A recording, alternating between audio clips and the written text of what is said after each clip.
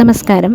ഇന്ന് മകരമാസത്തിലെ 30 വെള്ളിയാഴ്ചയും സങ്കടഹര ചതുർത്ഥിയും ചേർന്നു വന്ന അപൂർവ ദിവസങ്ങളിലൊന്നാണ്. ഇന്ന് നാം ചെയ്യുന്ന വഴിപാടുകൾക്കും പ്രാർത്ഥനകൾക്കും പരിഹാരങ്ങൾക്കും ഒക്കെ ഇരട്ടി ഫലമാണ് ലഭിക്കുന്നത്.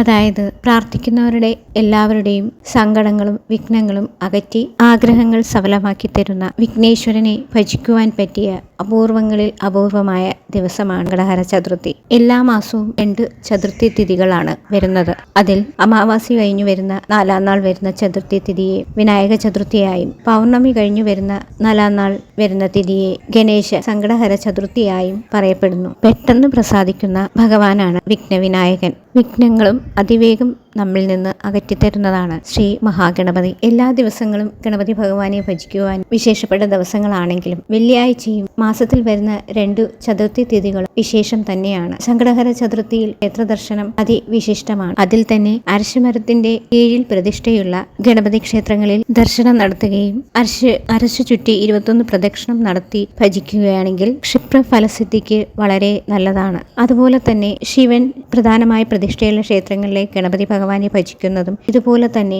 അതിവിശിഷ്ടമാണ്. സാമ്പത്തിക അഭിവൃദ്ധിക്കും രാജ്യസിദ്ധിക്കും ഗ്രഹപ്പിഴ ദോഷങ്ങൾ മാറുന്നതിനും എല്ലാ സങ്കടഹര ചതുർത്ഥിക്കും ക്ഷേത്ര ദർശനത്തോടൊപ്പം തന്നെ ഈ ഒരു ദീപം കത്തിച്ച് വിഘ്നവിനായകനെ ഭജിക്കുകയാണെങ്കിൽ നിങ്ങളുടെ എല്ലാ പ്രശ്നങ്ങളും മാറ്റിത്തരുന്നതാണ് ഭഗവാൻ. വിനായക ഭഗവാനെ നമ്മൾ ഏതൊരു കാര്യത്തിന് പുറപ്പെടുമ്പോഴും വിനായക ഭഗവാനെ മനസ്സാ സ്മരിച്ചും അല്ലെങ്കിൽ ക്ഷേത്രത്തിൽ പോകുമ്പോൾ ഒരു തേങ്ങ ഉടച്ചുമാണ് നമ്മൾ വിഘ്നങ്ങൾ തീർക്കുന്നത്. തേങ്ങ ഉടയ്ക്കുന്നതിലൂടെ സകല പാപങ്ങളും മാറി നമ്മുടെ വിഘ്നങ്ങൾ അതിലൂടെ ഒഴിഞ്ഞു പോകുന്നതാണ്. അതുപോലെ തന്നെ ഗണപതി ഭഗവാൻ ഒരു പിടി കറുക എപ്പോഴും നിങ്ങൾ പോകുമ്പോൾ ഗണപതി ക്ഷേത്രങ്ങളിൽ ദർശനം നടത്തുമ്പോൾ ഒരു പിടി കറുക വാങ്ങിച്ചു വെക്കുക. നിങ്ങളുടെ സകലവിധ ദുരിതങ്ങളും മാറുന്നതിന് ഈ ഒരു കറുക സമർപ്പണത്തിലൂടെ കിട്ടുന്നതാണ്. അതുപോലെ തന്നെ എല്ലാ സങ്കടഹര ചതുർത്ഥിയിലും നിങ്ങൾക്ക് ഒരു ആണി വെല്ലം, അതായത് ശർക്കര, സ്ക്വയർ പരുവത്തിലിരിക്കുന്ന ശർക്കര മിക്ക ഷോപ്പുകളിലും കിട്ടുന്നതാണ്. അത് വാങ്ങിച്ച് നടുക്ക് ഒരു ചെറിയ കുഴി പോലെ ഉണ്ടാക്കി അതിൽ നെയ്യ് ഒഴിച്ച് ഒരു തിരി കത്തിക്കണം.